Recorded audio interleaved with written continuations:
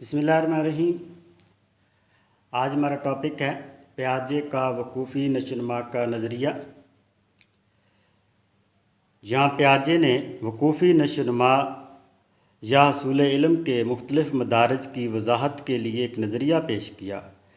प्याजे के नज़दीक इल्म हासिल करने की काबिलियत उम्र के साथ साथ बढ़ती रहती है।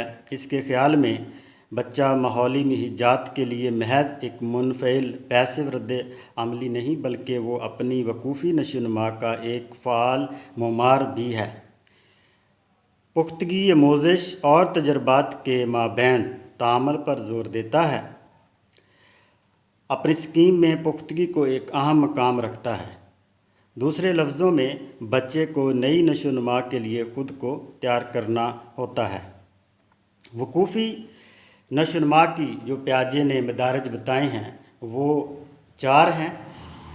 पहले नंबर पर हिस्सी हरकी दर्जा, दूसरे नंबर पर कबल अमली दर्जा, तीसरे नंबर पर ठोस अमली दर्जा और चौथे नंबर पर है रस्मी अमली दर्जा। अब हम डिस्कस कर लेते हैं पहले स्टेज को, जो कि हिस्सी हरकी स्टेज कहलाती है।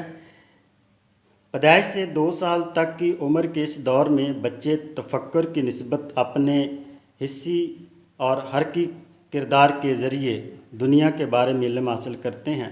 बच्चे माहौल के ताल्लुक़ से अपनी जवाबी आमाल व अफ़वाल के लिए अनकासी हरकत, रिफ्लेक्सिव एक्शन से लेकर मुनज़्ज़म हरकत तक की आमोज़िश हासिल करते हैं। बच्चे हिस्सी हरकी दौर की सबसे अहम तहसील इस्तक़रार अशिया का तसव्वुर हासिल करते हैं। इस्तक़रार अशिया से मुराद किसी शय या शख्स की मौजूदगी का वो एहसास है जो नज़रों से हट जाने के बाद भी ज़हन में बाकी रहता है। बच्चे इसी बिना पर लोगों की पहचान शुरू कर देते हैं। दूसरे नंबर पर है कबल अमली दर्जा। 2 से 7 साल की उम्र की इस हिस्से में बच्चे लोगों, जगहों और अशिया का अलामती अल्फाज के ज़रिए ज़ाहिर करना शुरू कर देते हैं या इसके काबिल हो जाते हैं। अशिया की अदम मौजूदगी में इनके बारे में सोचने के काबिल हो जाते हैं।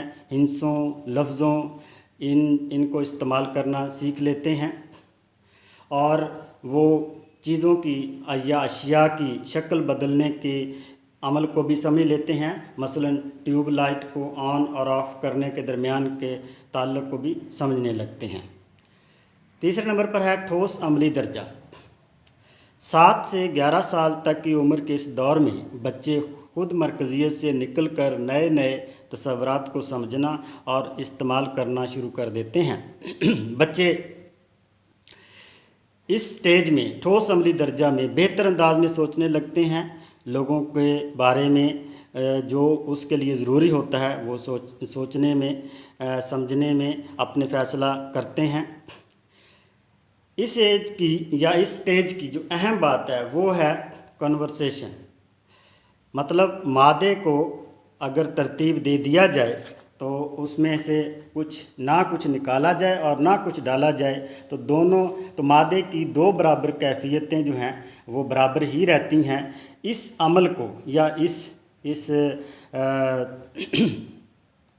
प्रोसेस को काबिलियत तहफ़्फ़ुज़ या बका या कन्वर्सेशन का अमल कहा जाता है। और ये बच्चों में कन्वर्सेशन का जो अमल है ये मुख्तलिफ़ वक्तों में तश्कील पाता है। 6 या 7 साल की उम्र में बच्चे जो हैं वो मादे के ढेर या असल को पहचानना शुरू कर देते हैं। 9 या 10 साल की उम्र में वो वज़न की हकीकी पहचान भी कर सकते हैं। आखिर में जो चौथा दर्जा है वो है रस्मी अमली दर्जा। 12 साल या इससे ऊपर की एज जब शुरू होती है तो इस दौर में बच्चे तजरीद मतलब एब्स्ट्रैक्ट सोचना शुरू कर देते हैं। इस स्टेज में बच्चे जो हैं वो मफरूज़ों पर काम करके मुनज़्ज़म तरीके से जांच पड़ताल करना सीख लेते हैं। शुरू में प्याजे का ख्याल था कि तमाम नॉर्मल बच्चे 12 साल की उम्र में वकूफ़ी नशोनुमा में कैफियती तरक्की हासिल कर लेते हैं, लेकिन बाद में उसने ये ख्याल बदल दिया और कहा कि मुख्तलिफ़ तजर्बात के बायस تاخیر سے بھی بچے جو ہے اس درجے کو پہنچتے ہیں یا یہ درجہ حاصل کرتے ہیں، اور اس درجے کا جو حصول ہے وہ پیاجے کے بعد کے خیال کے مطابق وہ 19 سے 20 سال تک کی عمر میں بھی ہو سکتا ہے۔